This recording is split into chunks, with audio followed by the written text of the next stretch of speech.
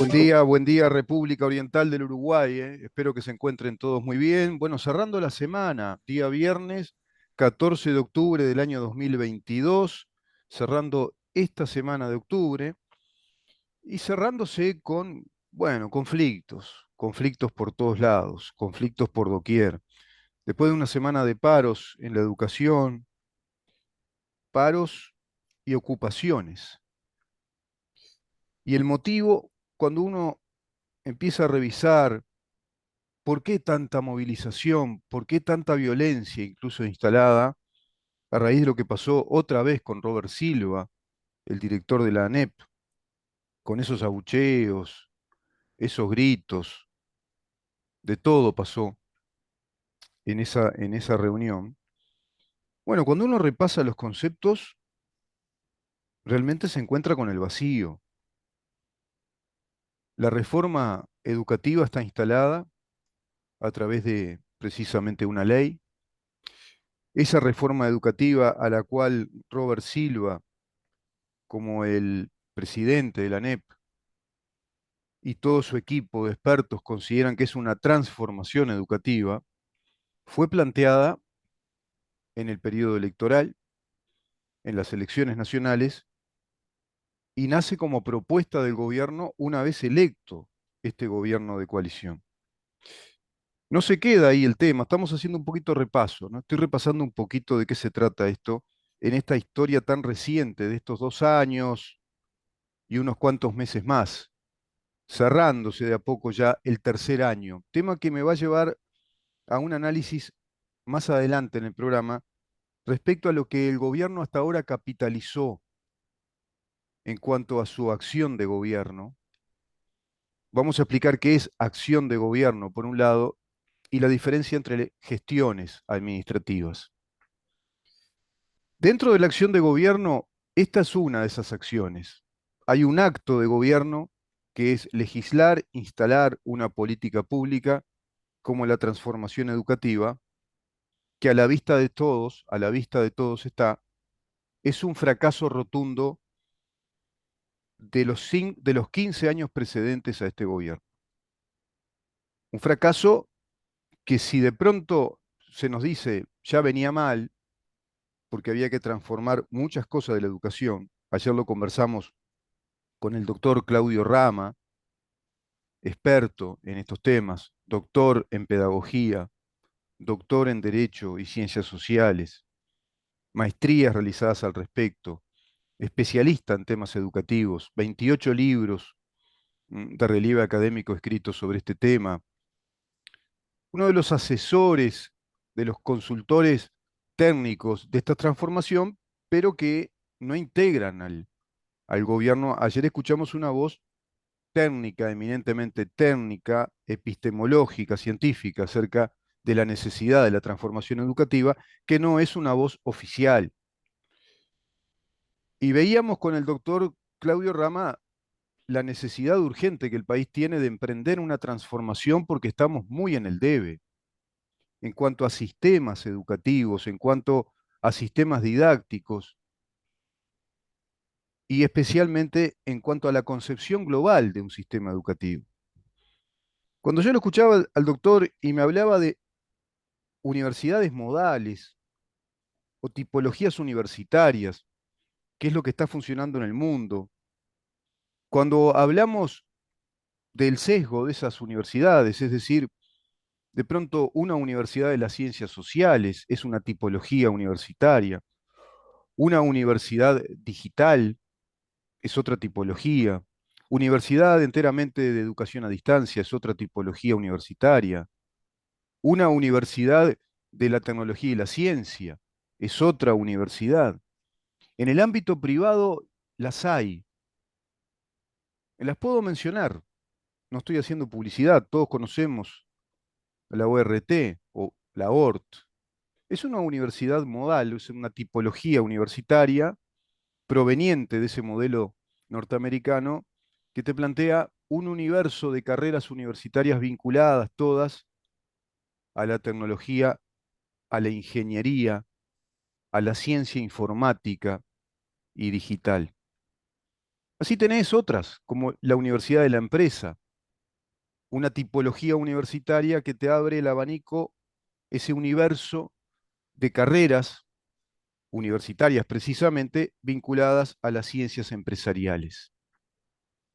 Y así podríamos seguir una universidad de las ciencias sociales, que sea todo el abanico de las disciplinas, de las carreras, de las ciencias sociales, para que los que ingresen a esa universidad se conviertan en los profesionales de esas carreras, de esas disciplinas, del conocimiento de esas ciencias, las ciencias jurídicas, las ciencias económicas, las ciencias como la sociología, las ciencias políticas,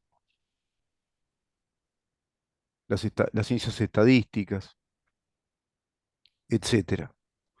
Pero para que ello ocurra, tiene que darse un sistema educativo ya desde el primer año de la etapa precisamente primaria, desde la escuela, atravesando secundaria, que dé la formación necesaria para ingresar a esas universidades. Y nos decía algo muy interesante también, y más que interesante, un concepto imprescindible a tomar en cuenta, que me recordaba a un concepto que manejaba mucho el doctor en física y en filosofía, el eminente epistemólogo argentino Mario Bunge: integrar el conocimiento, la capacidad crítica, analítica, con las humanidades, con el conocimiento universal y especialmente con la filosofía. Mario Bunge considera que en estos tiempos se divorció la filosofía epistemológica, la filosofía como ciencia que nos instruye en el pensamiento, en las metodologías de estudio, en la capacidad crítica del análisis, esa filosofía académica que interpreta la historia, que interpreta el devenir de nuestra civilización y nos ubica en el presente, que tiene en sí misma una ciencia clave como es la ética del conocimiento, y ni que hablar que la epistemología, que es algo así como la ciencia de las ciencias, o la filosofía que metodológicamente estudia el valor de la ciencia y lo que en definitiva clasifica como ciencia o no.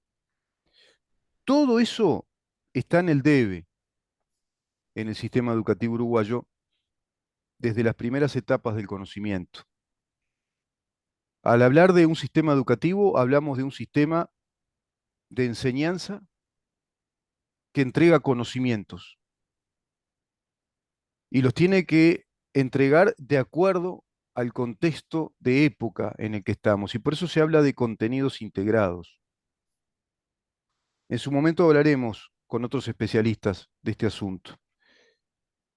Quiero plantearlo desde acá, porque todo esto es política del gobierno, es un acto de gobierno y una política pública que se plantea con la posibilidad, y acá sí lo dejo en un territorio de la conjetura, de la eventualidad, de la potencialidad, el hecho de que se transforme en una política de Estado. Porque también, de acuerdo a lo que conversamos con el doctor Claudio Rama, esto va a llevar tiempo, va a atravesar distintas etapas, va a tener fluctuaciones, pero tendrá que ingresar en un caminar, en un derrotero de avance. Si no, Uruguay se queda definitivamente. Este Uruguay, dentro de 10 años, no será nada si no tiene un buen sistema de enseñanza. Ese Uruguay que se caracterizó por brindar un buen sistema de enseñanza, y a pesar de ser un pequeño país, tanto en territorio como en población, permitía un nivel de vida digno, inclusive un modelo de país democrático, de, de república, que era referencial.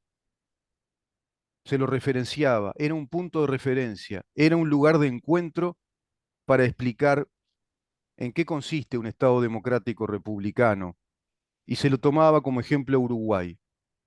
También a la Argentina de ciertas épocas. Y digamos que ese Río de la Plata de los años 20, 30, 40, 50 hasta los 60 eran un modelo referencial y asomaban en la historia contemporánea como dos países en Latinoamérica que podían despegar, que podían ser las naves que marcaran el rumbo al resto del continente o que por lo menos fueran ese punto de contacto con el primer mundo, con el mundo que necesitaba desarrollarse después de esos dos terribles conflictos bélicos, Primera y Segunda Guerra Mundial. No lo entendió así una parte de la sociedad uruguaya porque se adhirió a otras ideas, a otro sistema de ideas que es antagónico respecto a esto que estamos hablando. La formación del ciudadano para que sea realmente un ciudadano útil a una vida democrática y republicana, integrado al mundo a través de los conocimientos científicos y académicos, conformándose ciudadanos de valor para las sociedades. Es decir, de mano de obra calificada, de profesionales, de gente formada acabadamente en los oficios necesarios, en las destrezas técnicas para llevar a cabo todas las tareas que un país necesita de su gente y que inclusive pudiera exportar ese conocimiento a otros países. Eso se terminó, se cortó y se retrogradó, se degradó, se perdió calidad. La Universidad de la República pasó a ser una cosa vetusta, una gran casona, prácticamente, digamos que como hospedaje de ideas marxistas del conocimiento. Tenemos a las ciencias sociales de la UDELAR prácticamente nutridas de la visión marxista de las cosas, rompiéndose en ese estamento universitario, a ese nivel universitario, la, la laicidad que el país plantea en su ley de la enseñanza para primaria y secundaria como enseñanza obligatoria, dejando autónoma a la Universidad de la República y desde esa autonomía la universidad le juega una trampa al sistema educativo uruguayo porque va a ir formando profesionales, cientistas sociales, vale decir, abogados, economistas, escribanos, sociólogos, politólogos, asistentes sociales, pedagogos, que son de un perfil claramente marxista en la interpretación de las cosas, de la historia, de la sociedad, de los estímulos de enseñanza, de las metodologías,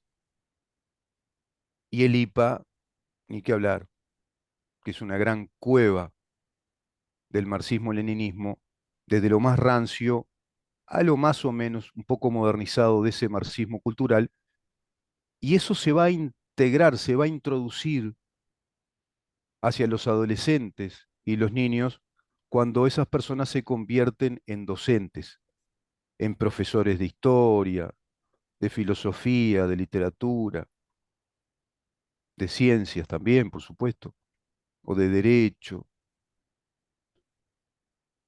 Y todo eso va a penetrar la educación secundaria, también la educación primaria, pero a su vez, cuando el Frente Amplio gana el gobierno, opera una transformación educativa, pero a la inversa de lo que estamos hablando.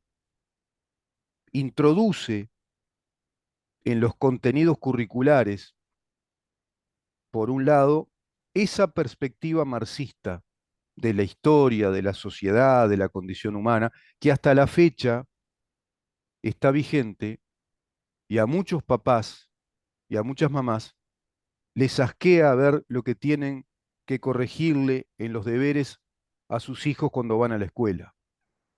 La versión que se da de la historia uruguaya, la versión que se da de la colonización en el continente, la ideología de género penetrando todas las materias y están todos los días hablándole a los niños de la ideología de género, de la inclusión, de la sociedad inclusiva, de la facultad o libertad que los niños tienen de transformar su sexo. Eso se está dando en las escuelas, de tolerar al distinto sexualmente, de que tienen que abrir sus cabecitas y entender que está llena de prejuicio la sociedad y que se tienen que admitir las opciones de género que los niños puedan manifestar.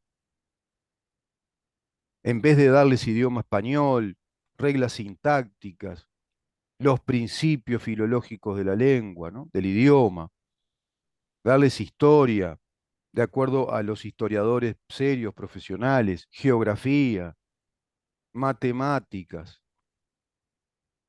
geometría. Le dan un poquito, todas esas cosas, pero mucha ideología de género, mucha supuesta concientización social, formación del ciudadano, pero desde esa perspectiva. Evidentemente eso no te va a calificar a ese estudiantado como para llegar a un buen nivel en el conocimiento de las ciencias, de del desarrollo aceleradísimo de las ciencias informáticas, que requieren mucho conocimiento en matemáticas, requieren muchísimas destrezas, la informática digital, inteligencia artificial que está en marcha cada vez más, la robótica, y que se debe aplicar en todas las disciplinas del conocimiento. Tanto un arquitecto, ingeniero, abogado, asistente social, maestra, profesor, todos deberán ser en un futuro muy cercano programadores. Conocer de software, de programas, hacer programas, enseñar a distancia, un montón de cosas. De eso está intentando tratar esta transformación educativa que está llevando adelante Robert Silva en estos aspectos. Esta transformación educativa, como acto de gobierno, lo que planteó fue que no era conveniente que se estuviera en la decisión, que se tomaran decisiones en cuanto a los contenidos de las materias, en cuanto al sistema didáctico de enseñanza, los docentes integrados a un sindicato. Se les quitó el poder de veto, el votar, el cogobernar. Ese cogobierno se lo sacó. Eso provoca esta rabia que hasta ahora vemos en FENAPE, SENADES, todos los sindicatos de la enseñanza que están cuidando sus chacritas laborales, temerosos de perder horas y de no incidir, inclusive de perder incidencia en esa corriente doctrinaria, ideológica, que es el marxismo y el marxismo cultural, para seguir enseñándolo. Quizá no les dé el estómago a muchos de estos militantes de tener que enseñar de pronto contenidos universales y dar a ese marxismo como una idea más o una ideología más de las tantas ideologías, que es muy distinto a enseñar a través de esa ideología, como que esa ideología es la ciencia de las ciencias, que es a través de la cual hay que interpretar las cosas, que les va a enseñar que la historia de la humanidad es una lucha de clases, que es una lucha permanente, que hay luchas de minorías, que se debe vivir en una sociedad inclusiva, ecuánime. Los van a inducir a pensar la economía como una economía de reparto, de distribución. Bueno, eso es muy dañino para que una sociedad pueda crecer. Los van a educar para que aborrezcan, para que odien al capitalismo o a la economía de mercado. Bueno, no se puede crecer como sociedad si tenés una educación así, a no ser que quieras constituir a este país como Cuba y dar una educación directamente socialista y que la sociedad de algún modo vaya siendo adoctrinada para naturalizar todos esos valores del socialismo de cuño marxista-leninista. Eso es lo que está pasando en esta interna rabiosa, conflictiva que está vivenciando el país.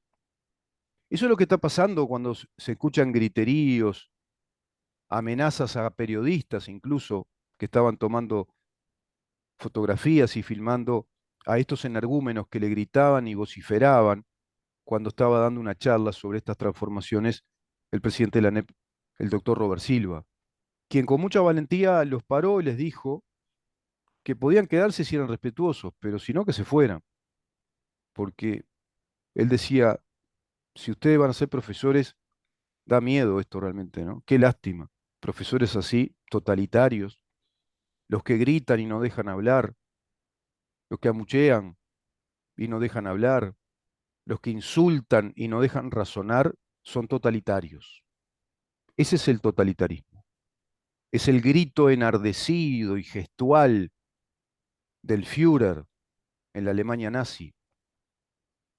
Eran los arranques repentinos de psicótico parlanchín en italiano, como era el Duce en la Italia fascista. Eran los tonos altisonantes de Videla, los tonos ceremoniosos, acartonados, como de un masón militar, Juan Domingo Perón. Autoritarismo, totalitarismo, la idea única. Y no me toquen estas ideas porque nos ponemos rabiosos y salimos a hacer los ejercicios prerevolucionarios, que es lo que están haciendo con los paros y las ocupaciones.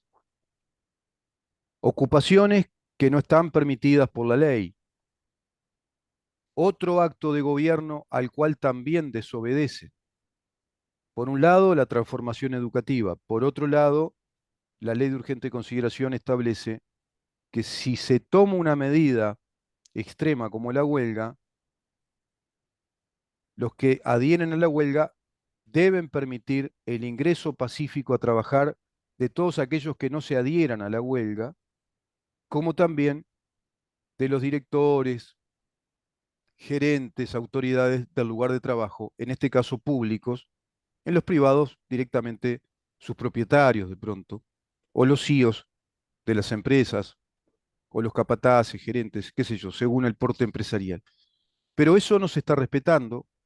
Una semana de ocupaciones, en connivencia ciertos docentes con estudiantes, esos docentes realmente tendrían que ser fotografiados y penalizados por introducir todas esas ideas tóxicas a los estudiantes de constituirse en sindicatos, entre comillas, porque no corresponde, no tiene asidero en el derecho, en el mínimo concepto jurídico y de una sociedad que estudiantes del liceo de UTU se constituyan en sindicalistas o conformen un sindicato porque no tienen relación remunerativa, no tienen prestación de trabajo, no son subordinados a una tarea a la que deben ceñirse obligatoriamente a cambio de un salario. Eso es el sindicato en su razón de ser, organizar trabajadores para poder ejercer ese derecho extremo que consagra la Constitución en el artículo 57, que es el derecho de huelga. Pero los estudiantes tienen que ir a estudiar, están subordinados a un sistema de enseñanza que el Estado les brinda. Todo está dado vuelta. Esos docentes están siendo subversivos, subvierten valores de convivencia pacífica, ciudadana, republicana y democrática, y están estropeando, dañando y violentando no solo a los lugares públicos y a la disposición legal, sino a las familias en su posibilidad y en el deber del ejercicio de la patria potestad.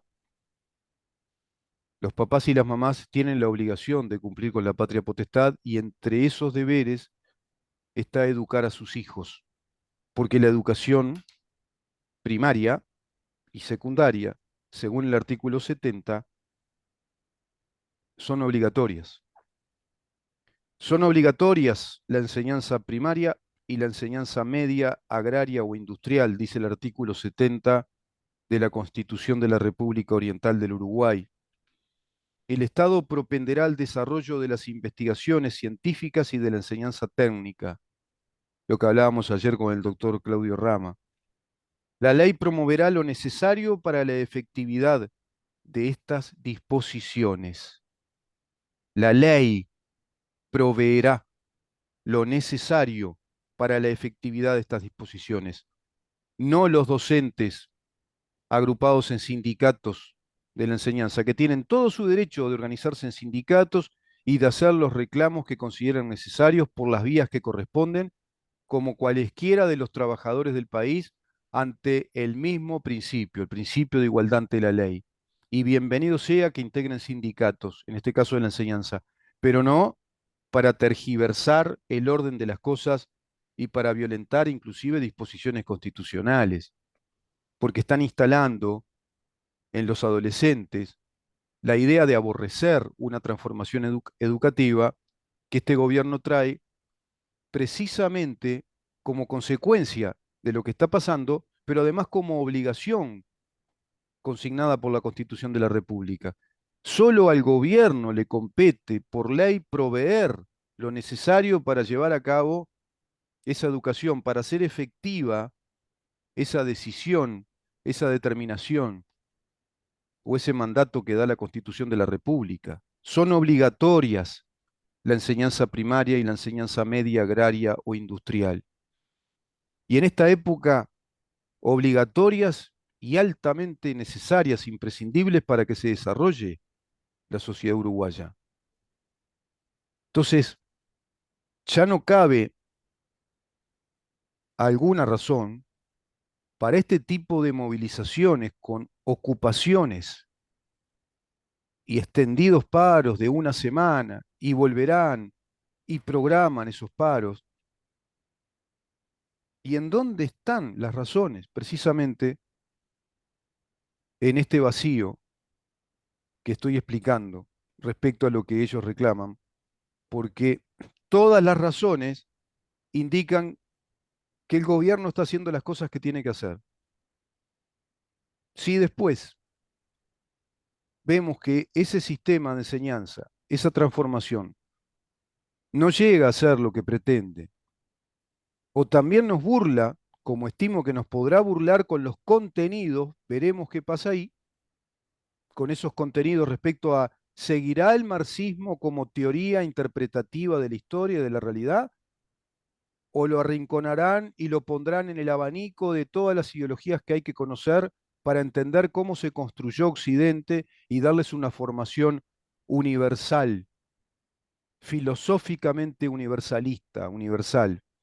Este es el humanismo, este es el liberalismo, este es el marxismo cultural, este es el marxismo-leninismo más clásico.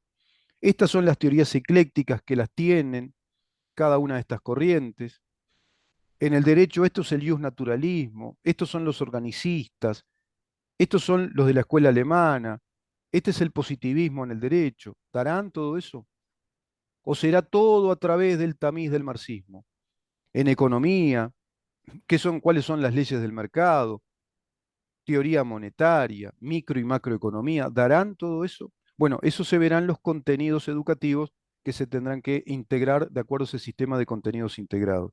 Pero esto de del grito, el griterío, la pedrea, los amotinamientos, esto es un mamarracho impresentable que nos demuestra cuán totalitarios y regresivos son los que integran estas ideologías marxistas en el país y que sabemos estar notoriamente encolumnados en esa organización marxista-leninista de izquierda que es el PIT-CNT-FA, porque estos sindicatos son notoriamente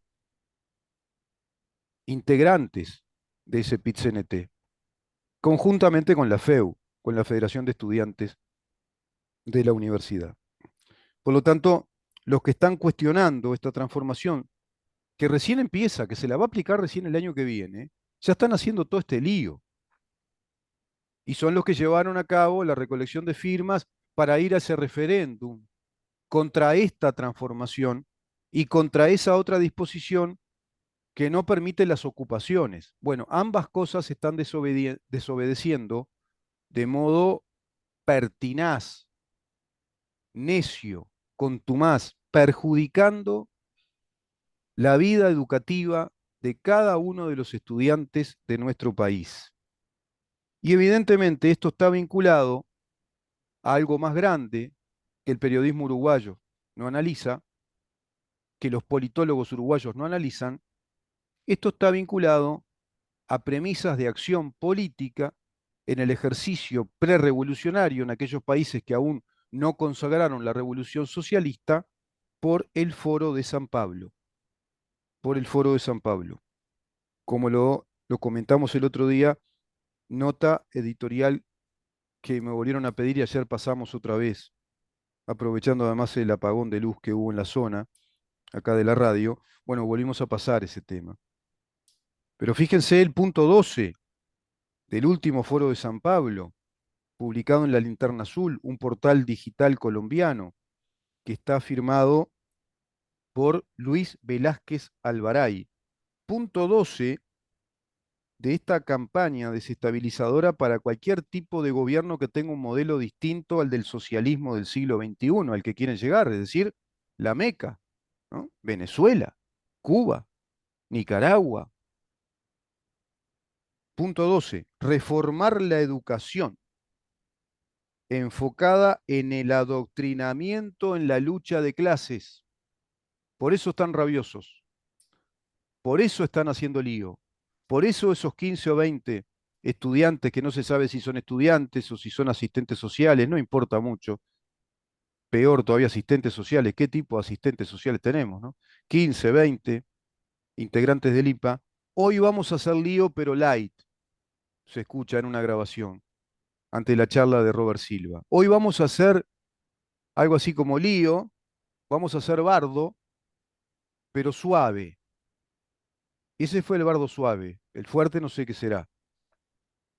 Y tiene que ver con el punto 12 del Foro de San Pablo, reformar la educación enfocada en el adoctrinamiento en la lucha de clases. ¿Se acuerdan que Tabaré Vázquez decía, voy a transformar el ADN de la educación? Y claro que lo transformó. Instaló el cogobierno de los sindicatos de la educación, metieron todo el marxismo cultural como contenido de interpretación de la historia y de la realidad social para ir preparando a las nuevas generaciones, para naturalizarles el pensamiento marxista, porque a la fecha hoy tenemos profesionales universitarios que siquiera saben que son marxistas en su pensamiento, pero piensan, analizan la realidad, se sensibilizan con hechos de la realidad de acuerdo a ese filtro del marxismo cultural que le dieron durante toda su etapa de estudiante en secundaria, en preparatorios y en la universidad. Yo lo noto, y no lo digo en muchos casos, lo noto rápidamente cuando los escucho hablar, a muchos profesionales jóvenes incluso, los millennials, todos los cuarentones y cuarentonas, que hoy también están en el Senado y están en diputados y que integran los partidos de la coalición de gobierno. Están adoctrinados sin que se den cuenta y tienen naturalizadas las ideas marxistas de la democracia. Reformar la educación enfocada en el adoctrinamiento en la lucha de clases y crear células de control ciudadano con autoridad localizada. Miren para qué lado van. Por eso esta rabia, esta desestabilización a esta transformación educativa que está llevando adelante este gobierno. Vamos a una pausa y vamos a recibir al doctor Barrios Bove, edil por el Partido Nacional, ya en su segundo periodo como edil. Él es abogado, porque hablamos con él acerca de esa posibilidad de un juicio político a Carolina Cose, las razones por las cuales plantean los ediles, bueno, a la Cámara de Representantes para que eso se traslade a senadores y sea pasible la intendente Cose de un juicio político. Quédate ahí.